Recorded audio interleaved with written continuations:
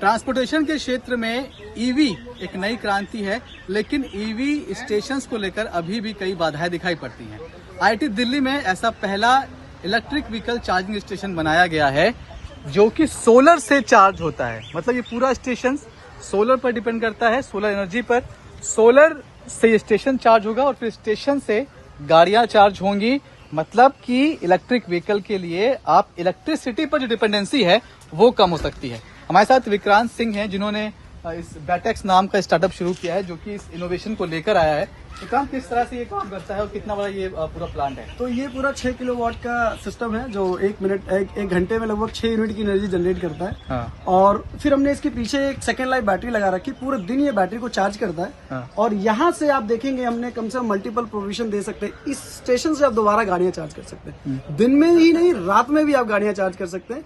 Maximum जगह क्या होता है, सोलर को हम लोग दिन में ही यूज कर सकते हैं, बट हमने इसको इस तरीके से बनाया कि जो एनर्जी हम दिन में स्टोर कर रहे हैं वो पीछे जो बैटरीज लगी हुई है सेकेंड लाइफ की, उससे आप दोबारा गाड़ियां रात में या दिन में किसी भी टाइम पे आप हाँ, एक बार ये स्टेशन चार्ज होने पर कितनी गाड़ियां और कितनी बाकी व्हीकल जो है उनको चार्ज कर सकता है? एक बार ये चार्ज करने पे लगभग 1 4 व्हीलर, 6 आपकी 3 व्हीलर्स और 5 2 व्हीलर्स को चार्ज कर सकता है पूरे दिन में। तो ये कैपेसिटी बिल्डिंग हमने बनाया हुआ है। ठीक है। और जो खास बात विक्रांत कह रहे हैं वो ये है कि इस ईवी स्टेशन पर भी जो बैटरीज का इस्तेमाल किया गया है ये वो बैटरीज हैं जो कि इलेक्ट्रिक व्हीकल्स की हैं, लेकिन उनकी लाइफ अब थोड़ी कम हो गई है। मतलब इलेक्ट्रिक व्हीकल के लायक ये बैटरी नहीं है, लेकिन उनकी भी लाइफ अब यहाँ पर बढ़ा सकते हैं। लगभग 4 से 5 साल तक इनकी लाइफ को हम एक्सटेंड कर सकते हैं। ठीक बात है? बिल्कुल बिल्कुल, आप सही कह रहे हैं। तो आइडिया ये था कि जब आप गाड़ी यूज करते हैं तो क्या होता है, गाड़ी जब 200 किलोमीटर का भी माइलेज बचेगा तो आप रेंज एंजाइटी की वजह से चलाओगे नहीं। हाँ। और उसमें 200 किलोमीटर की एनर्जी ऑलरेडी है। हाँ। तो उसको हम यहाँ पे यूटिलाइज कर रहे हैं और 5 साल की एक एक्स्ट्रा लाइफ एनर्जी हम इस बैटरी को दे रहे हैं। हाँ। अब ये बताइए कितना खर्चा इसको आता है इंस्टॉल करने? तो टोटल सोलर और ये हमारा पूरा सिस्टम बनाने में लगभग 3.5 लाख रुपए का खर्चा आया, जो कि आपका 4 साल में लगभग आप ये मान लीजिए 4.5 लाख रुपए की बिजली उत्पन्न करेगा। और ये इसकी लाइफ जो है सोलर की 25 साल के करीब है। तो ऑलरेडी अगर आप कार घर में भी चार्ज करते हैं तो भी आपकी इलेक्ट्रिक सेविंग होने वाली है। ठीक है।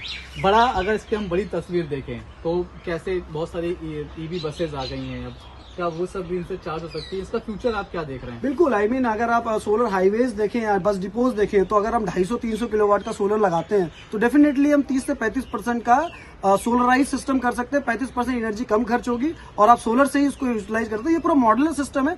आपको 1000 किलोवाट 2000 किलोवाट तक बढ़ाना, 1 मेगावाट तक बढ़ाना, आप इसको इंटीग्रेट कर सकते हैं और अपनी गाड़ियां चार्ज कर सकते हैं। किसी सरकार से बातचीत चल रही है आपकी? दिल्ली गवर्नमेंट से हमारी बात चल रही है इसको रिन्यूएबल सेक्टर में जाने के लिए। तो पीएसए ऑलरेडी इसको विजिट कर चुके हैं, उनके अंडर में चल रहा है। और हम लोग का आइडिया है कि जितने भी बस डिपोट है, जितने भी बस इलेक्ट्रिक बसेज जहाँ पे चार्ज होती है उसको हम सोलराइज करें।